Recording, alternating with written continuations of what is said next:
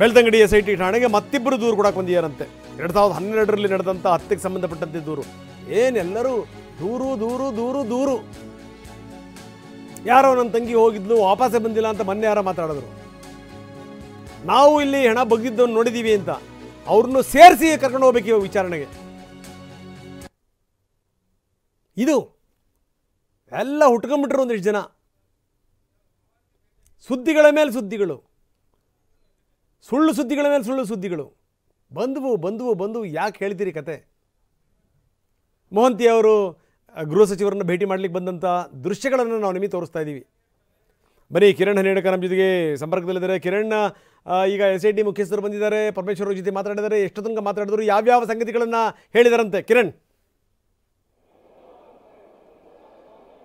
ರಂಗನಾಥ್, ಸುಮಾರು 20 ನಿಮಿಷಗಳು ಹೆಚ್ಚು ಕಾಲ SIT ಮುಖ್ಯಸ್ಥ ಪ್ರಣಬ್ ಮುಖರ್ಜಿ ಮೊಹಂತಿ ಅವರು ಗೃಹ ಸಚಿವ ಪರಮೇಶ್ವರ್ ಅವರನ್ನ ಭೇಟಿ ಮಾಡಿದರು. ಪ್ರಮುಖವಾಗಿ ಇವತ್ತು ಮಧ್ಯಾಹ್ನ ನಂತರ ರಾಜ್ಯ ಸರ್ಕಾರದ ಉತ್ತರವನ್ನು ಗೃಹ ಸಚಿವರು ವಿಧಾನಸಭೆಯಲ್ಲಿ ಚರ್ಚೆಗೆ ನೀಡುತ್ತಾರೆ. ಹೀಗಾಗಿ ಆ ವಿಚಾರದಲ್ಲಿ ಪ್ರಗತಿ ವರದಿ ಏನಿದೆ ಅನ್ನುವಂಥದ್ದನ್ನ SIT ಮುಖ್ಯಸ್ಥರು ಇವತ್ತು ಗೃಹ ಸಚಿವರಿಗೆ ಕೊಟ್ಟಿದ್ದಾರೆ. ಹೀಗಾಗಿ ಆ ಒಂದು ವರದಿಯನ್ನು ಪಡೆಯುವಂಥ ಹಿನ್ನೆಲೆಯಲ್ಲಿ ಇವತ್ತು ಮೊಹಂತಿ ಅವರು ಗೃಹ ಸಚಿವರನ್ನ ಭೇಟಿ ಮಾಡಿರುವಂಥದ್ದು. ಇಲ್ಲಿ ಪ್ರಮುಖವಾಗಿ ಮಧ್ಯಂತರ ವರದಿ ಪಡೆಯೋದಕ್ಕೆ ಅಥವಾ ಮಂಡನೆ ಮಾಡೋದಕ್ಕೆ ಅಥವಾ SIT ಮಧ್ಯಂತರ ವರದಿಯನ್ನು ಸಲ್ಲಿಕೆ ಮಾಡೋದಕ್ಕೆ ಯಾವುದೇ ಅವಕಾಶ ಇಲ್ಲ ಅಂತ ಹೇಳಲಾಗ್ತಿದೆ. ಹೀಗಾಗಿ ತನಿಖೆಯ ಪ್ರಗತಿ ಏನಿದೆ ಅನ್ನುವಂಥ ಒಂದು ಮಾಹಿತಿಯನ್ನ ಪ್ರಣಬ್ ಮೊಹಂತಿ ಅವರು ಗೃಹ ಸಚಿವ ಪರಮೇಶ್ವರ್ ಅವರಿಗೆ ಕೊಟ್ಟಿದ್ದಾರೆ ಅನ್ನುವಂಥ ಒಂದು ಮಾಹಿತಿ ಲಭ್ಯವಾಗಿದೆ.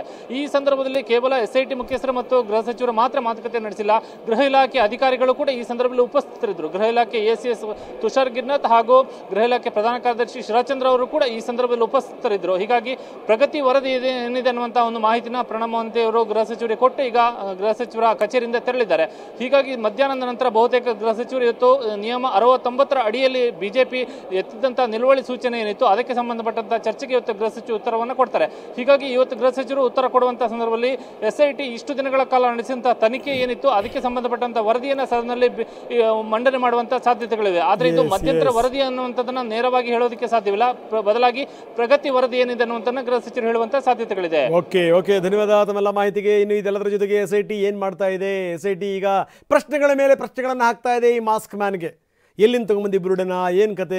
ಈ ಬುರುಡೆ ನಿನ್ನ ಕೈಲಿ ಕೊಟ್ಟಿರೋಂಥವ್ರು ಯಾರೋ, ಅಥವಾ ನೀನೇ ಅಗದು ಬಗದು ಏನಾದರೂ ತಂದ್ಯಾ? ನೀನೇ ಹಾಕಿದಂಥ ಶವನ, ನೀನೇ ಹಾಕಿದಂಥ ಶವ ಅನ್ನೋದಾಯಿತು ಅಂತಂದರೆ ಅದು ಹಾಗಾದರೆ ನ್ಯಾಚುರಲ್ ಡೆತ್ತಾ ಅಥವಾ ಅಲ್ವಾ? ಸಹಜ ಸಾವ, ಅಸಹಜ ಸಾವ? ಯಾವಾಗ ನೀನು ಅದನ್ನು ಹುಳ್ಳಿದ್ದಿ, ಯಾವಾಗ ಅದನ್ನು ಬಗದಿ, ಯಾವಾಗ ಅದನ್ನು ಎತ್ಕೊಂಬಂದು? ಪ್ರಶ್ನೆಗಳ ಮೇಲೆ ಪ್ರಶ್ನೆಗಳನ್ನು ಹಾಕ್ತಾ ಇದೆ. ಬನ್ನಿ, ನಮ್ಮ ಪ್ರತಿನಿಧಿ ಅಶೋಕ್ ನಮ್ಮೊಂದಿಗೆ ನೇರ ಸಂಪರ್ಕದಲ್ಲಿದ್ದಾರೆ. ಅಶೋಕ್, ಭಾಳ ಗಮನಿಸಬೇಕಾದಂಥ ಸಂಗತಿ ಪ್ರಶ್ನೆಗಳ ಮೇಲೆ ಪ್ರಶ್ನೆಗಳು ಮಾಸ್ಕ್ ಮ್ಯಾನ್ಗೆ. ಇನ್ನೊಂದು ಕಡೆಗೆ TV9 ಎಕ್ಸ್ಕ್ಲೂಸಿವ್ ಸಂಗತಿಗಳನ್ನು ಈಗ ಜನರ ಎದುರುಗಡೆಗೆ, ಕರ್ನಾಟಕದ ಜನರ ಎದುರುಗಡೆಗೆ ಇಟ್ಟಿದೆ. ಏನಾಗ್ತಾ ಇದೆ ಅನ್ನುವಂಥದ್ದು. ನೀವು ಸಂಪರ್ಕದಲ್ಲಿರಿ.